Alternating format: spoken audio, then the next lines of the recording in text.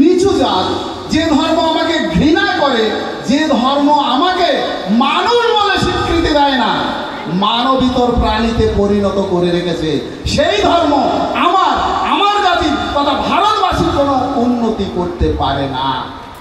তাই তিনি বাবার যে আচরিত বৈষ্ণব ধর্ম সেটাকে প্রত্যাখ্যান করেছেন।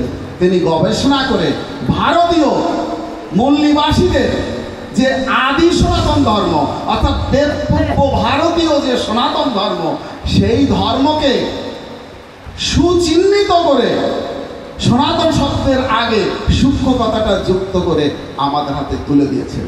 কেন? কারণ ওই ভারতীয় সনাতন ধর্মকে বৈদিকপন্থীরা, বহিরাগত নর্ডিক আর্যরা এই ভারত ভূমিতে এসে সনাতন শব্দটাই শুধু রেখেছে। সনাতন ধর্মের যে বিজ্ঞানসম্মত চিন্তা ভাবনা, সনাতন ধর্মের যে সাম্যবাদ, সনাতন ধর্ম কোনো ঈশ্বর বা দেবত্ববাদের উপরে প্রতিষ্ঠিত ছিল না, সনাতন ধর্মে কোনো পাপ পুণ্য ছিল না, স্বর্গ নরক ছিল না, সেগুলো যুক্ত করলেন। যুক্ত করে কি করলেন? নামে সনাতন রাখলেন, সমস্ত ভারতবাসীকে গোলাম বানিয়ে দিলেন, সৃষ্টি করলেন গুরুবাদ, ব্রাহ্মণ্যবাদ, মনুবাদ। এই বেড়াজালের মধ্যে ভারতবাসীকে বন্দী করে চিরতরে গোলাম বানিয়ে দিলেন। যীশু খ্রিস্টের জন্মের 563 বৎসর আগে এই ভারত ভূমিতে আর এক মহামানবের জন্ম হয়েছিল। তিনি হলেন সিদ্ধার্থ গৌতম বুদ্ধ। তিনি এই হারিয়ে যাওয়া সনাতন ধর্মকে পুনরুদ্ধার করে বৌদ্ধ ধর্ম নামে প্রচার করলেন, অহিংসার বাণী প্রচার করলেন। জাতপাত উঠে গেল। এই বৌদ্ধ ধর্মের প্লাবনে সনাতন ধর্ম অর্থাৎ বৈদিক সনাতন ধর্ম কোণঠাসা হয়ে গেল, প্রায় নিশ্চিহ্ন হয়ে গেল। সম্রাট অশোকের হাত ধরে, সম্রাট অশোক কাশ্যপ গোত্রের নম সম্প্রদায়ের মানুষ, সম্রাট অশোকের হাত ধরে এই বৌদ্ধ ধর্ম বহির্বিশ্বে পৌঁছে গেল। পৃথিবীর বিভিন্ন প্রান্তে 8-9টা দেশের রাষ্ট্রীয় ধর্ম আমাদের পূর্বপুরুষের ধর্ম, বৌদ্ধ ধর্ম। আর আমরা ভারতবাসীরা এখনো সেই বিদেশিদের ধর্ম নিয়ে গর্ববোধ করছি। গর্বের সঙ্গে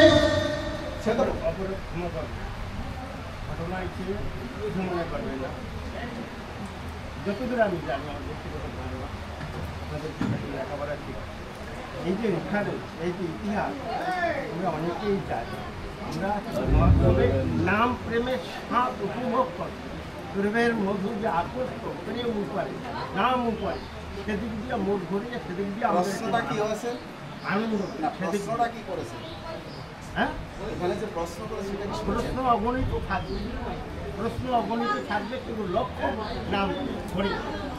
দেখুন, পায়ের তলায় যদি মাটি না থাকে ধর্ম কোথায় দাঁড়িয়ে, প্রেম কোথায় দাঁড়িয়ে করবেন?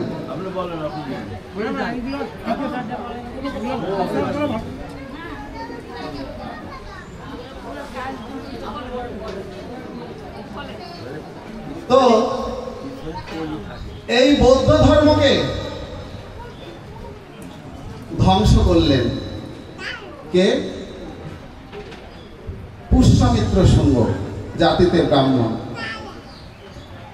বৃহদ্রথকে গুপ্ত হত্যা করে বৌদ্ধ ধর্মকে নিষিদ্ধ করলেন। তাই ওই পূর্বপুরুষ সেই পূর্বপুরুষের যে আদি সনাতন ধর্ম সেটা বৈদিক সনাতনে রূপান্তরিত হলো।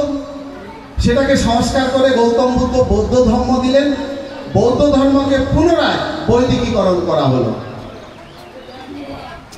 বাংলার বাইরে বিহারের মিথিলা পর্যন্ত এই বৈদিক ধর্ম এসে থমকে গেল, বাংলায় ঢুকতে পারেনি। বাংলায় ঢুকেছে 1130 খ্রিস্টাব্দের পরে।